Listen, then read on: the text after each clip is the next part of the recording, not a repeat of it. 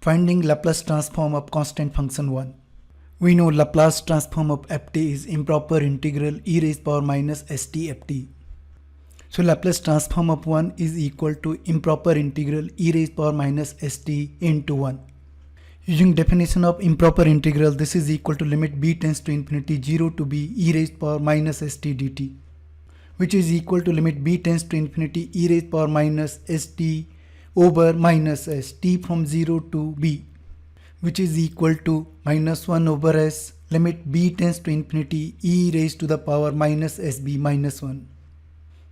As b tends to infinity, e raised power minus infinity tends to 0. So this is equal to minus 1 over s 0 minus 1, which is equal to 1 by s. So we proved Laplace transform of 1 is equal to 1 over s. Laplace transform of e raised power at. We know Laplace transform of ft is improper integral e raised power minus st ft. So Laplace transform of e raised power at is equal to improper integral e raised power minus st into e raised power at dt. This is equal to improper integral e raised power minus s minus a t dt. Using the definition of improper integral, this is equal to limit b tends to infinity 0 to b e raised power minus s minus a dt.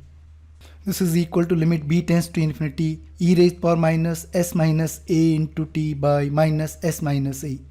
This is equal to minus 1 over s minus a limit b tends to infinity e raised power minus s minus a into b minus 1. This is equal to minus 1 by s minus a 0 minus 1. So Laplace of e raised power at is equal to 1 over s minus a. We have to find the Laplace transform of function t raised to the power n. We know Laplace transform of function ft is equal to improper integral 0 to infinity e raised power minus st ft dt. In place of function ft, we plug in t raised to the power n, and we evaluate this improper integral using gamma function. This integral 0 to infinity e raised power minus t raised power n minus 1 dt, where t is a dummy variable, puts gamma of 1 where n is a real number, any real number greater than 0. To convert this integral into gamma function, we substitute st equal to z. S is a constant. We have dt equals to 1 by s dz. New limits: as t tends to 0, z will also tends to 0. As t tends to infinity, z will also tends to infinity. So limits remains 0 to infinity. In exponential function, st will be replaced by variable z. In place of t, we will write 1 by sz, and we replace dt by 1 by s dz. Now s is a constant, so we take s raised to the power n plus 1 out of this integration. Now in z raised to the power n, we will have to write it in terms of n minus 1, so we will write n as n plus 1 minus 1. And if we compare this integral with the definition of gamma function, this integral stands for gamma n plus 1. Now in the definition of gamma function, n is any real number greater than 0. So here we will have, in place of n, we having n plus 1. So in this case we have n plus 1 greater than 0, or n is greater than minus 1. So Laplace transform of t raised to the power n is equal to gamma n plus 1 over s raised to the power n plus 1, where n is any real number greater than minus 1.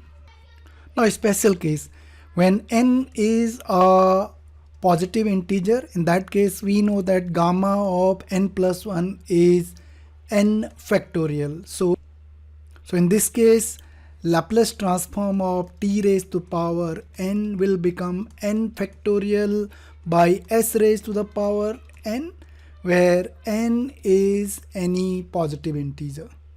So for finding Laplace transform of sin at, we know Laplace transform of ft is equal to improper integral 0 to infinity e raised power minus st ft dt.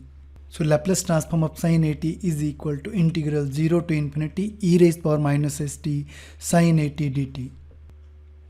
And by applying the definition of improper integral, which is equal to limit b tends to infinity integral 0 to b e raised power minus st sin at dt.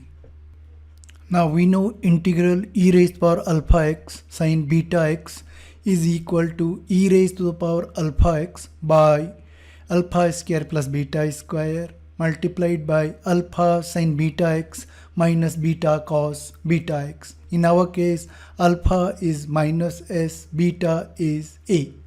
So after applying this formula, we get limit b tends to infinity e raised to power minus st s square plus a square minus s sin at minus a cos at between limit 0 to b. After applying the upper limit b, we get e raised to power minus sb s square plus a square minus s sin ab minus a cos ab. And when we apply lower limit t equals to 0, this term will become 0, cos of 0 is 1, e raised to power 0 is n 1, and we get minus a by s square plus a square.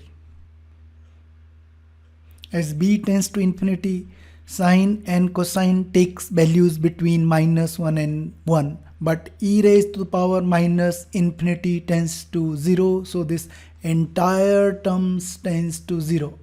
So we get 1 by s square plus a square 0 plus a, which is a by s square plus a square. So we proved Laplace transform of sin at is equal to a over s square plus a squared. To find Laplace transform of a cos hyperbolic at function, we know Laplace transform of ft is equals to integral 0 to infinity e raised to power minus st ft dt. So in place of ft, we plug in cos hyperbolic at. Next we plug in the value of cos hyperbolic at. So cos hyperbolic at is replaced by e raised to power at plus e raised to power minus at over 2.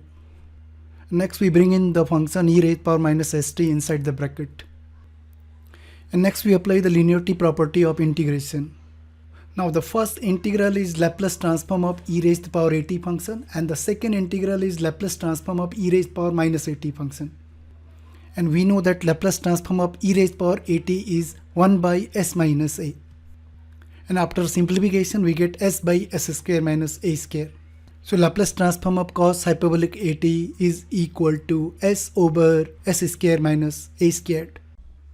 Laplace transform of 1 is 1 by s, where Laplace transform of e raised to the power at is equal to 1 by s minus a. Laplace transform of t raised to the power n is equal to gamma of n plus 1 divided by s raised to the power n plus 1, where n is any real number greater than minus 1. When n is a positive integer, Laplace transform of t raised to the power n factorial by s raised to the power n plus 1. Laplace transform of sin at is equals to a divided by s square plus a square.